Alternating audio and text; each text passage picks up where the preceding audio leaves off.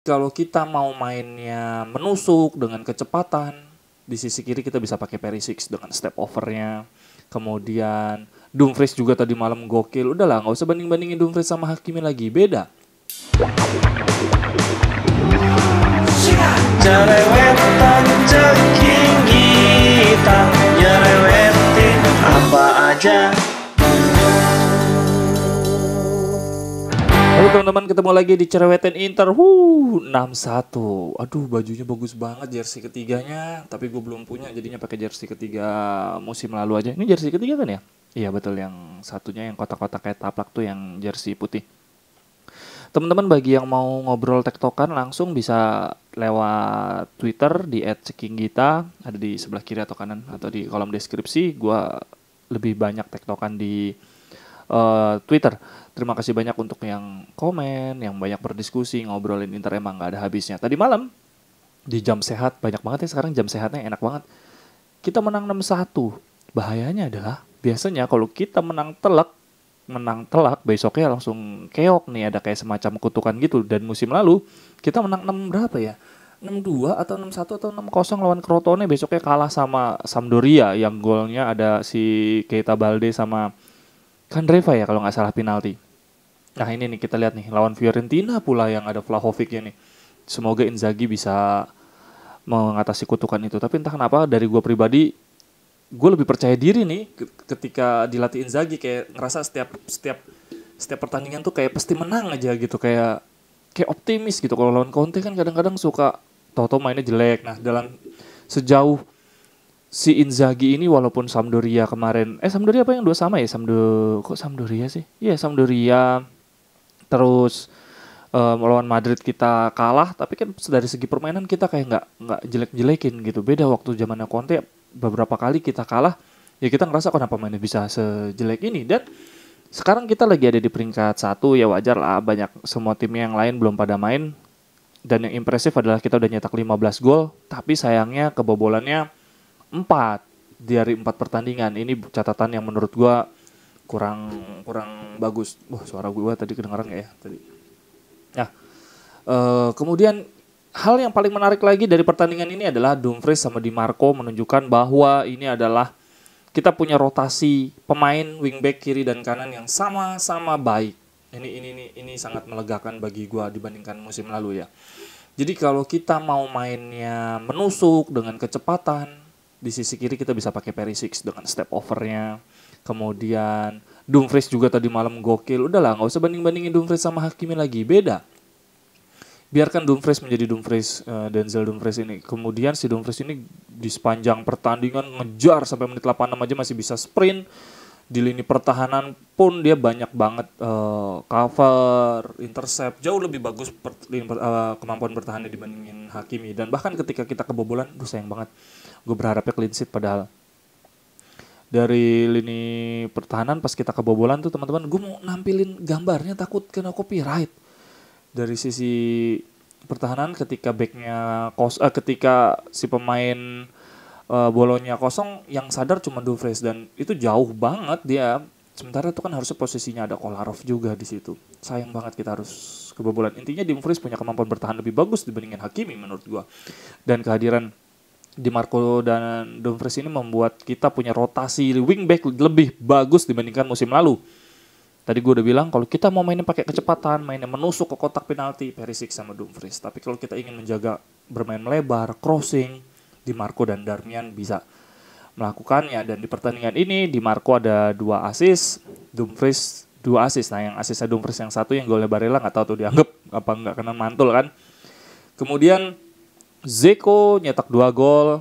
Dia masuk di babak pertama di menit 20, Korea cedera. Tetapi gue baca nih di situs Inter, Joaquin Correa did not suffer serious injury during Bologna clash. Jadi aman. Had a suffer blunt trauma but not any serious damage.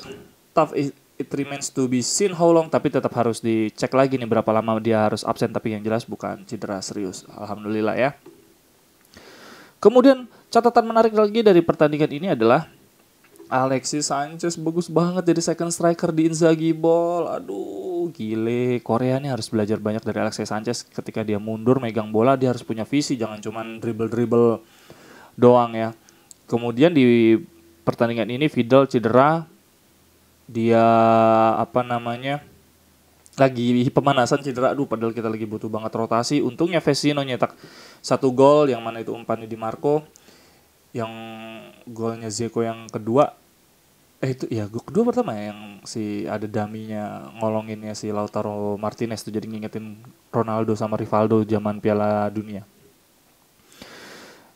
Jadi di semua gol semua ada kreasi permainan, ada umpan dari kiri ke kanan, gak ada aksi individu.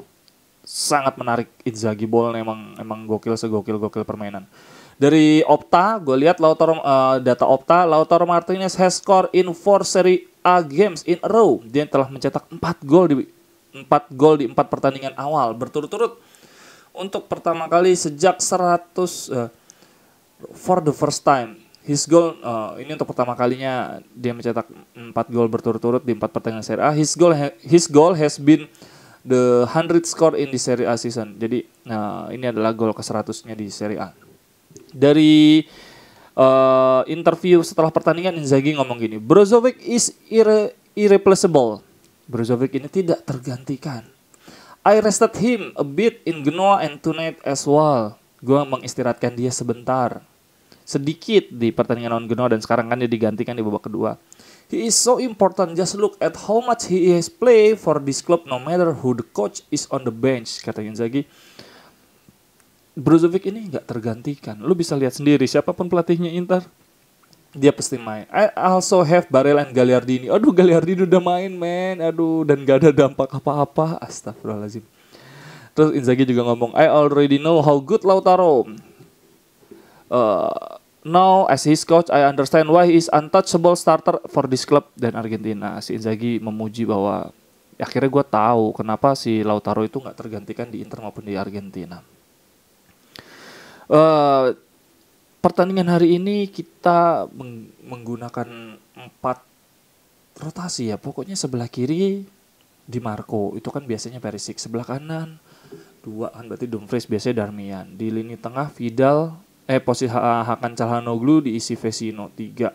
Di lini depan Korea 4. Iya, kita pakai 4 dari 10 pemain kita rotasi. Cukup bagus, tinggal cari nih 3 back ini nih, ketika Ranocchia sama Kolarov main kita langsung ambiar seambiar-ambiarnya.